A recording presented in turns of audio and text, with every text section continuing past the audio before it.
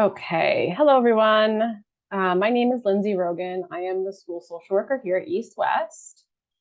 I am recording this parent workshop to you in November of 2023, about a week or so before the Thanksgiving break, where the topic of managing stress during the upcoming holiday break has been a hot topic. We also have the December break, and then of course February and April.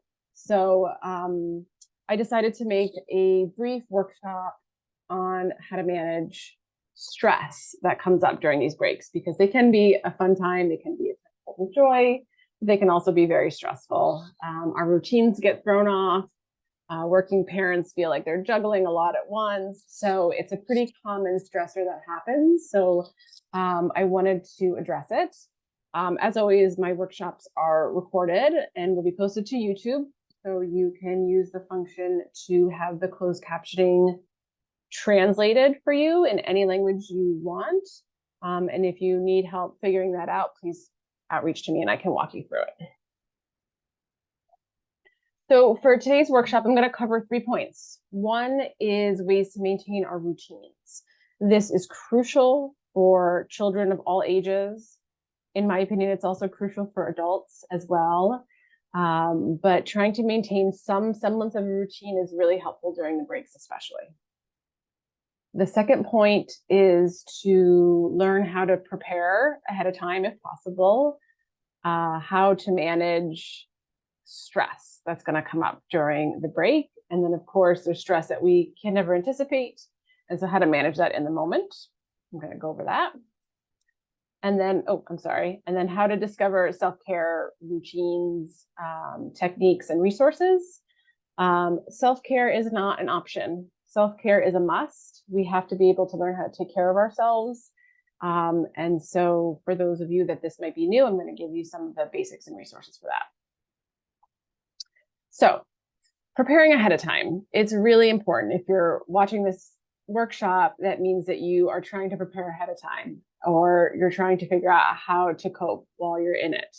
So you really want to stop and think about what is going to stay the same during the break and what is going to change. What can we preview ahead of time that will give us some insight and navigate us in how we need to address it? What is going to be familiar, and are we going to have access to that thing or that routine that is going to be familiar? What rules are going to change? And so this is really crucial for us to think about, for not only our children, but for us too, because there might be travel, there might be family get-togethers. So it's really important to kind of really just take a minute, talk it out with someone, think about it for yourselves, and think about what's going to stay the same and what's going to be different. There are a lot of social expectations when it comes to breaks that have holidays in them. There's family traditions, there's large gatherings, there might be physical contact, there might be food changes, there might be gift exchanges. There's a lot that goes into social interactions during the break when there's holidays involved. And a lot of us take that for granted. But for our children, it's really important that we try to prepare and prime them ahead of time for any of these social interactions. As they get older, things might change with how they interact with their adults. So it's just really important to think about those social expectations and how to prepare everybody ahead of time for it. Us, our children, and our family members.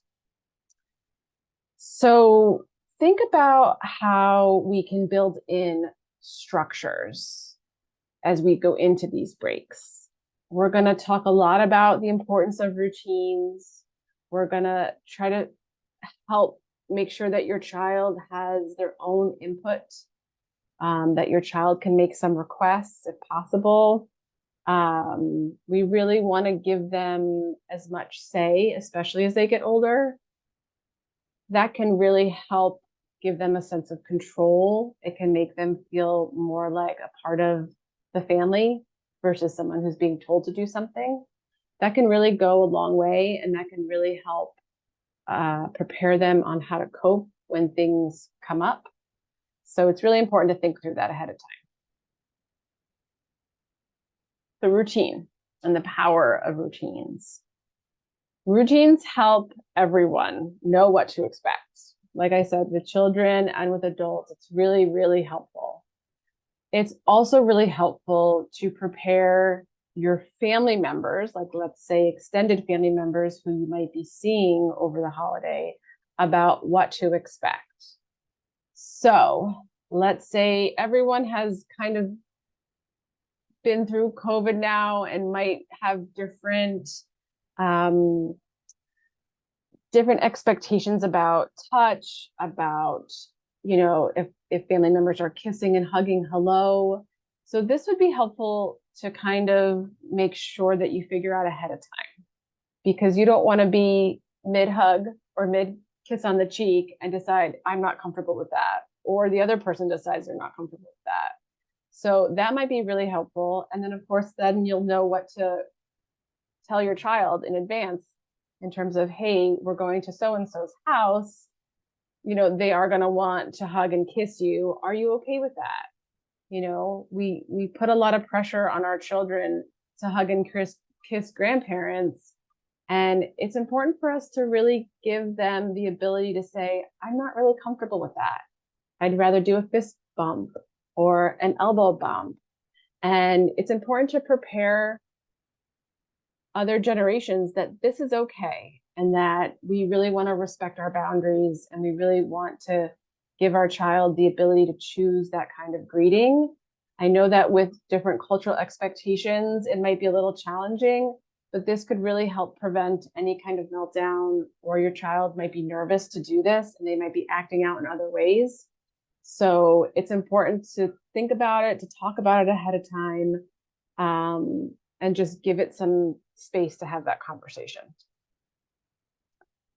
If you can prepare for changes in your routine, this is also really helpful. You know your child best, depending on their age, depending on their developmental stage, depending on their preferences. Some children need a day in advance to know what's going to change and what's coming. Other children really like to have several days or even a week or two in advance to know what's coming.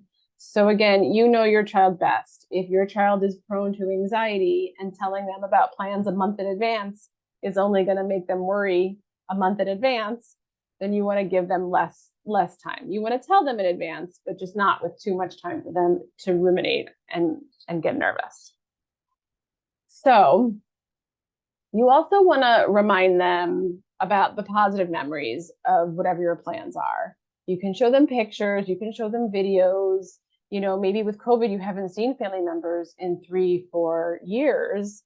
And that's important to remember, that this might be completely new for your child, and they were at a completely different developmental stage when they saw this family and did this cultural routine. So you want to try to just remind them of what to expect with visuals would be really helpful. You can create a schedule, but be prepared that it's going to change, and prepare your child that it's going to change. But children can feel anxious when they don't know what to expect. Some children can roll with it, but a lot of them, in my experience, they get anxious. So I would give them a heads up about what to expect, but also prepare them that it might change. And that if it changes, you are there to help guide them through what is going to change. This is especially important with my neurodiverse children, because if someone is expecting something to happen and then it doesn't happen, that can really not line up in their brains. So you want to kind of prepare them for all different scenarios, if possible. Food is a big deal, right? Because holiday time, there might be new foods, there might be different foods. It might be really exciting to have old foods that you haven't had in a while. But again, remember that this might throw your kid off. So if you're going somewhere and you're bringing food, make sure that you bring something that you and your family are going to enjoy. So there's always something that they can enjoy and share. I would definitely bring some backup snacks, especially if you're traveling by airplane or somewhere where there might be a long stretch or possible delays. Bring a lot of snacks. For you too, when we get hungry, our ability to cope kind of plummets. So definitely be prepared with some snacks. And then also just keep in mind that the meal times are probably going to be thrown off. Your child at school is eating their lunch at more of a brunch time, in my opinion. So you want to keep in mind that they're probably used to eating or mid-morning. So you want to make sure that you are prepared for that, because then a family lunch might not be until mid-afternoon. So you really want to be prepared that your food routines may get really thrown off, and just to kind of prepare ahead of time if you can. Okay, so the stress is here. The stress is coming. It's guaranteed that even if we plan as much as possible, it will be stressful, okay? So you really want to build in breaks throughout the day, breaks throughout your trip if you're going on a trip. If it's possible, I love having a recovery day, especially if you are traveling somewhere for a few days. When you come back, it's going to be hard to jump right back into the norm the next day. So if you can build in a recovery day, that is key. Anticipate sensory overwhelming situations and prepare your child for what to do, where to go, who to ask. Okay, so you're going to someone's home. It's been a year since you've been there, maybe a few years since you've been there. Is there a bedroom? Is there an office? Is there a quiet space in the home where if there's 20 people talking and you or your kid needs a break, you kind of know, okay, it's okay to go there. Or actually, they prefer us not to go over there. Maybe we can go there. So you want to ask your family members or your friends, wherever you're going ahead of time, where can I go that's going to be quiet, that's going to be dark, maybe, that you maybe have more control over the atmosphere for a few minutes. If you're someone who likes to go into the heart of Manhattan and see all the sights there are to see, and your kid really doesn't like crowds, you want to keep that in mind, right? You don't want to set yourself up for a disastrous day. A lot of stores now have quiet hours. A lot of amusement parks and a lot of museums also have quiet rooms. So you want to do a little bit of research before you go out and about somewhere to see, okay, if I need to take a break, where can I go? Some people bring noise canceling headphones, or they bring fidgets to keep their hands busy. It's also a coping mechanism. When things get kind of overwhelmed, you can zero in and focus on something in your hands. So when possible, like I said, give your child a choice.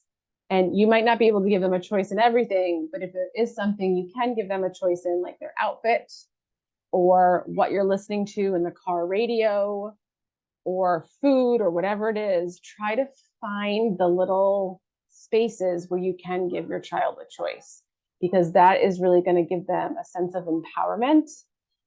It's going to make them know that you care about their preferences and that you're listening to their preferences. And it'll go a long way. You might still want them to wear the polo, but maybe they can choose which color.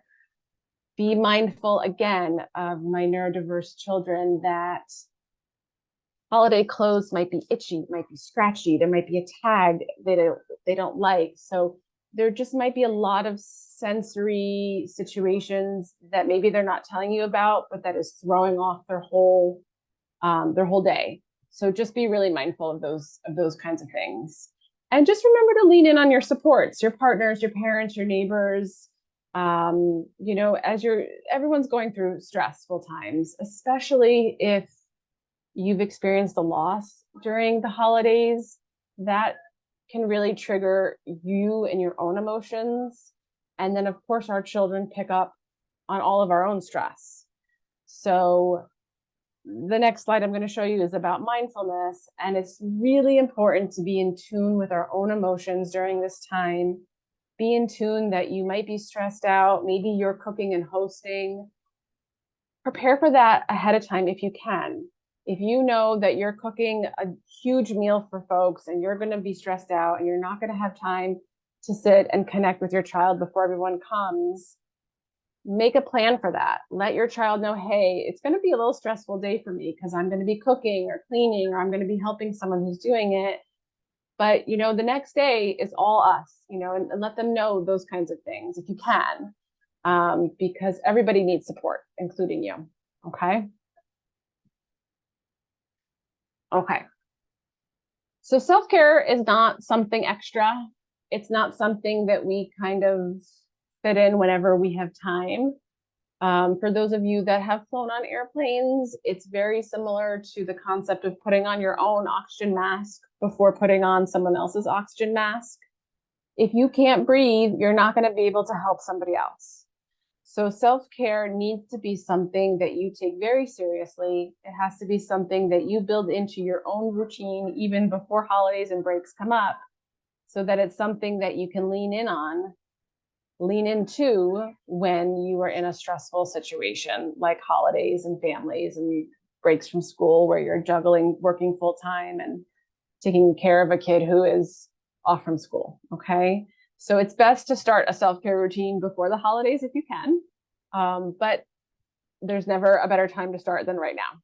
So these are some types of self-care that you can get some ideas from. You probably already know what helps you get centered and regroup.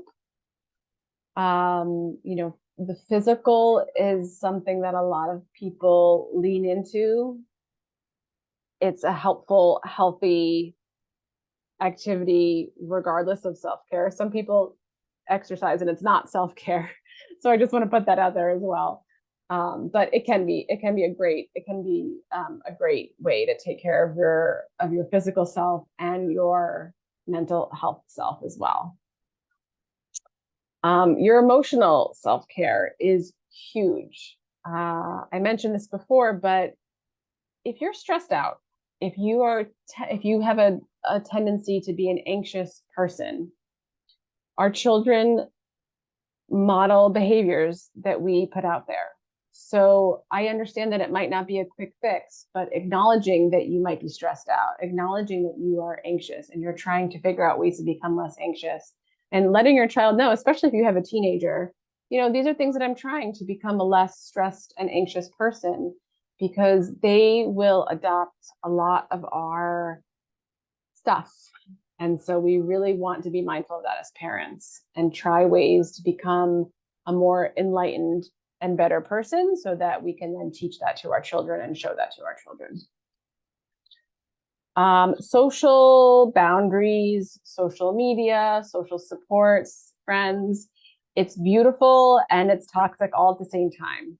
So if you are on your phone nonstop, your child is going to see you be on your phone nonstop.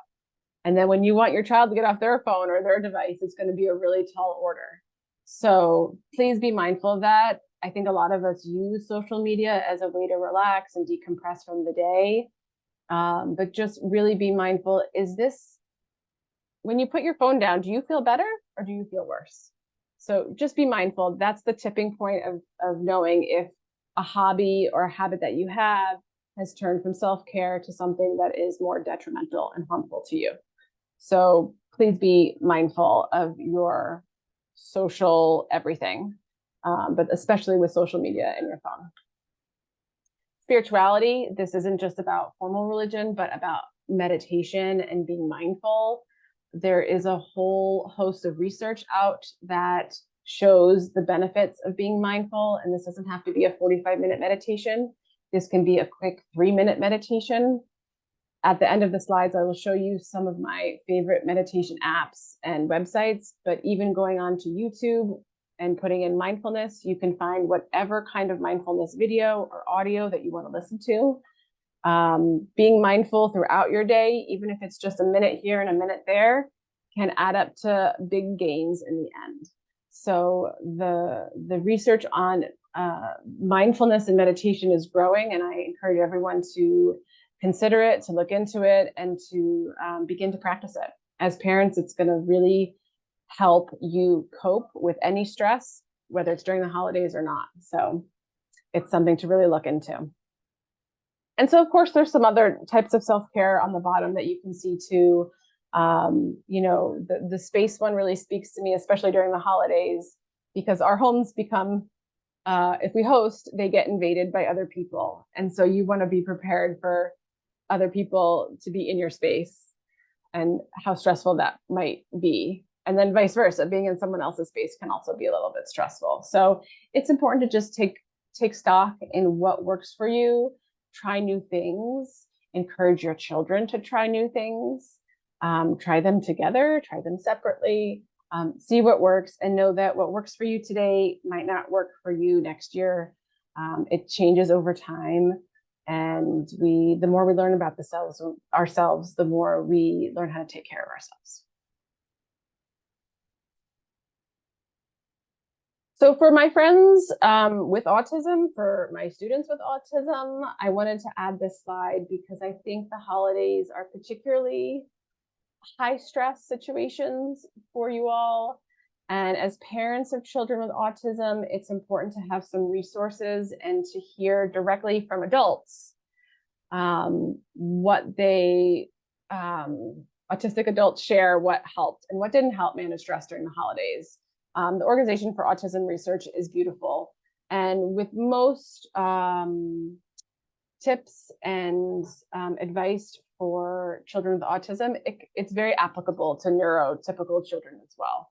I think that's why it's important for us to be as inclusive as possible when we share our resources, because things that might work for one person are not only going to work for that person. It's very applicable to other types of people as well. Purple Ella is one of my favorite self-advocates in the autism community. And she has, I think it's about a 10-minute YouTube video on routines and autism, which is beautiful. I won't play it for the recording now, but it's linked in here, and I will share it with everyone after the recording as well. Maybe I will. Okay, so here are some of the resources that I had mentioned. There's a big movement on what's called positive parenting. It might be called different things, but it's essentially about how to regulate our own emotions as adults and as parents so that we can then help our children manage their own emotions too. So the Child Mind Institute is a great resource. They have articles, they have audios, they have little podcasts, and they also have their own workshop and video on managing stress during the holidays. So if this is not enough for you and you want more, click on that 9 tips for managing the holiday stress. And it's about a 25-minute workshop for them as well. Dr. Becky Goodinside, I'm not getting any kickbacks from her. I just genuinely enjoy her podcast. She has a whole host of wherever you get your podcast from, different topics. She has guest lecturers. And so she talks about stress during the holidays as well. And then I also really enjoy the AHA Parenting blog. I get their emails, and they're really helpful. They're really short clips. They're really short articles, so they're easy to digest quickly. And Dr. Laura, has a holiday survival guide as well. The yoga, the meditation, the mindfulness, Headspace is great. They have these beautiful short, I mean, they can be longer too, but they have short meditation. They're like little podcasts, but some of them are just audio. You don't have to look at them. Some of them are video, but they're really beautiful. You do have to pay for it. They have some free stuff and some subscription stuff, so just be mindful of that. Go Noodle you can find on YouTube. It's great for younger kids, but even for middle school and older, it's fun. They have a lot of great videos to explore. And then I always just like to put in some of my crisis resources in case things really get serious and you're unable to manage them, either for you or for your child. New York City has a crisis hotline. They're all free. They're all confidential. They're all 24/7. They all have a call option, a text option. If you go on their website, you can even chat with them on their website. The Trevor Project is specifically geared towards LGBTQIA individuals who are struggling. So that's a great resource to just have on hand in case times during the holidays really become unmanageable and you need more support. You can outreach to these crisis services. The 988 is also a referral system, so you can get referrals from them. If you tell them your zip code and your health insurance, they can give you some referrals as well. Okay, so if you have any more questions or you need some more support, we here at East West are here to help you. We're here to help your child. You can call us, you can email us. Jessica Foreman is our middle school counselor. Jeannie Park is the high school counselor, and I am the school social worker. Our emails are listed here. I encourage you to prepare as much as you can ahead of time for these breaks. Know they're coming, anticipate that they will be stressful, communicate, and if you need more support, please reach out, okay? I'm gonna stop the recording, and if anybody needs more support, feel free to reach out anytime. Thank you.